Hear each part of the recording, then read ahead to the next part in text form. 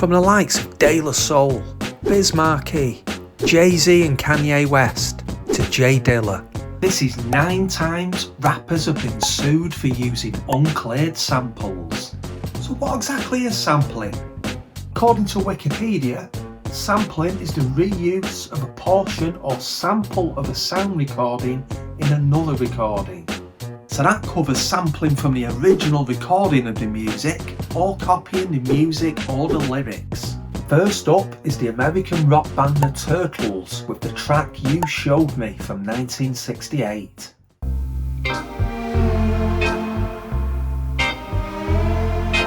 You showed me how to... Quelle heure est-il? Quelle heure est-il? Sampled by De La Soul on Transmitting Live from Mars on their classic 3 Feet High and Rising album from 1989. This was just one of many skips on the album and wasn't actually a full track. The Turtles sued for $2.5 million in 1991. Mark Volman from The Turtles said, "Sampling is just a longer term for theft, and anybody who can honestly say sampling is some sort of creativity has never done anything creative." This ended up getting settled out of court, reportedly for $1.7 million in damages. Samples like this are one of the many reasons that De La Soul albums have only just very recently appeared on streaming services such as Spotify. Next up, the crazy story about how Lou Reed has the sole writing credit on a classic hip-hop track from 1990. Taken from Lou Reed's Walk on the Wild Side, a simple bass line used as the foundation for a Tribe Called Quest track, Can I Kick It?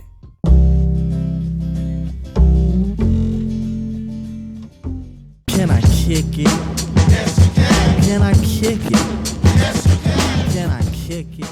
In an interview with Rolling Stone magazine in 2015, the late great Five Dog from A Tribe Called Quest said, "I remember with Jive there was a problem with the sample being cleared.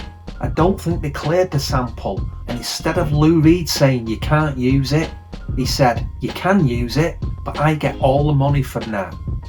The crazy thing with that is that there's several samples used on that track, not just the Lou Reed bass line. So him claiming 100% of the royalties seems quite harsh. But if you look at the label on the release, it has Lou Reed down as the sole writing credit. Next up, the story about how Jay-Z and Timbaland got sued for mutilating the moral rights of an Egyptian musician. So the Jay-Z track Big Pimpin' took a sample from an Egyptian musician, Hussam Ramsey. They said that they thought the sample was in the public domain, but then paid out to EMI a sum of $100,000 for rights to use the sample. But in 2007, his nephew, Osama Fahmy, sued, saying the song had mutilated his uncle's moral rights and under Egyptian law required permission of the author or his heirs.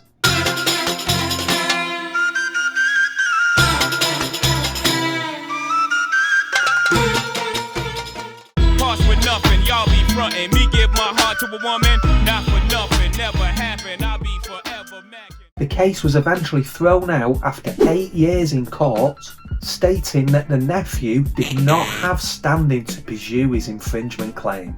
He had already signed away his economic rights to the song. Next up, the hilarious case of Vanilla Ice claiming his bass line for Ice Ice Baby wasn't a sample. This is what he had to say at the time. Sampled them from him, but it's not the same bass line. Like it goes ding ding ding diggy ding ding, ding ding ding diggy ding ding, ding ding ding. That's the way theirs goes. Ours goes ding ding ding diggy ding ding, ding ding ding ding diggy ding ding. That little bitty change. It's not the same. Well, let's have a listen to them, because I think they are the same.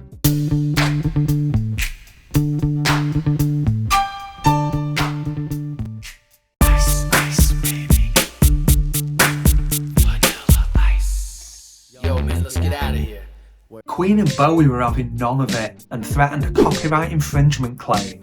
The case eventually settled for an undisclosed amount, which was later revealed to be $4 million. Bowie and Queen members also received songwriting credits on the track. Yeah, nice try, Van Winkle. Next up is the case of J Dilla and Jaylib being ordered to destroy all remaining copies of their album Champion Sound. This all came down to the track The Red, which used an unauthorised sample of a Chris Williamson song, Shine On Straight Arrow.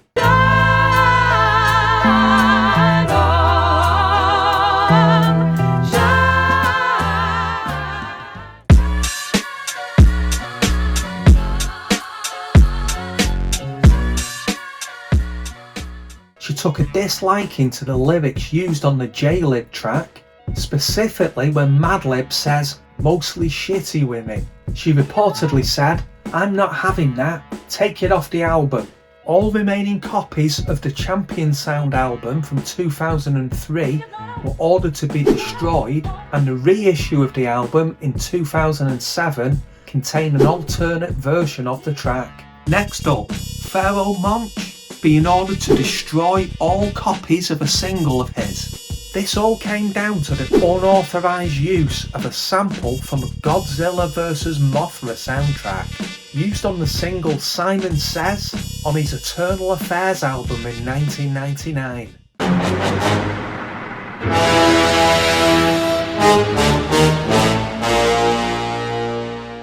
Throw your hands in the sky. Weezer's in the back, sipping yak, y'all, what's up? Girls, rub on your titties. A statement at the time said the company sued, and now Rawkus is having to remove the song from Pharoahe's album Internal Affairs, and is even destroying all the singles. This agreement settles the $500,000 lawsuit. Well, they ain't getting their hands on my copy.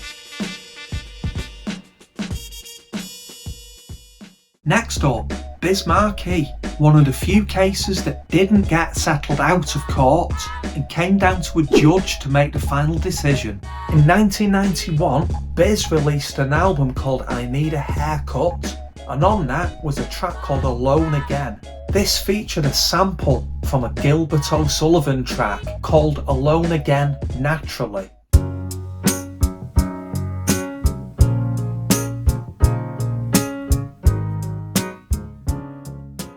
I was on my way to 125th. I saw this death bench, yo, that's my man Cliff. As I flagged him down, he pulled to the side. Biz Markie and his label did initially try to clear the sample through O'Sullivan, but when they was declined, they released the song anyway. In court, the judge found Biz Markie guilty of infringing on O'Sullivan's copyright and ordered him to pay $250,000 in damages. They also barred any further copies of the single or album from being sold, and crazily referred the matter to criminal court on the grounds that Biz was liable for theft. This never ended up happening though. This next case is about Luke, aka Luther Campbell, former frontman of 2 Live Crew, and his attempt to sue 50 Cent for copying his lyrics in his hit In the Club.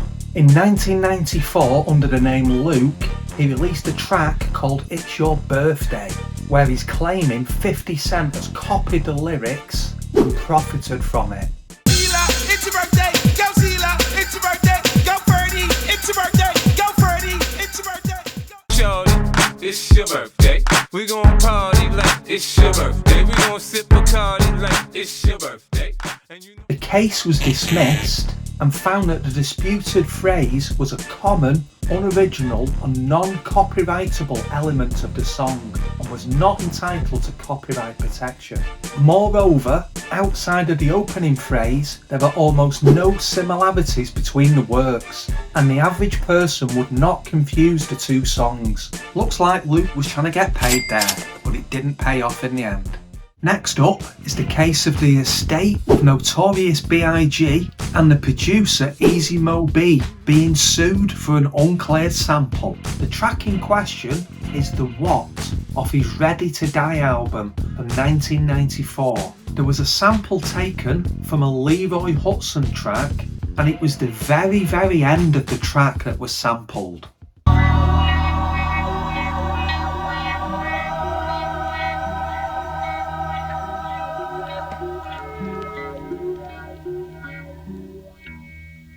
To get feels on the bitch. Now I throw shields on the dick to stop me from that HIV shit.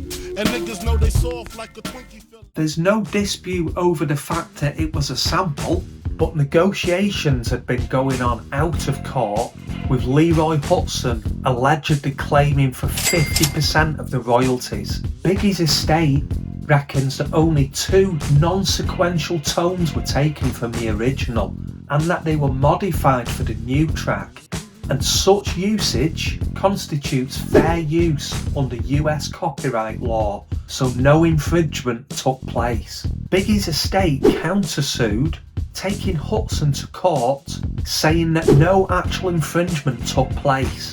The court agreed with Biggie's estate and dismissed the case without leave to amend, meaning the case could not be amended and refiled for a second try. All the beats you've been hearing in the background are my own productions. You can stream them on Spotify and any music streaming service, and you can download them from the link in description from my Bandcamp page. As always, thanks for watching.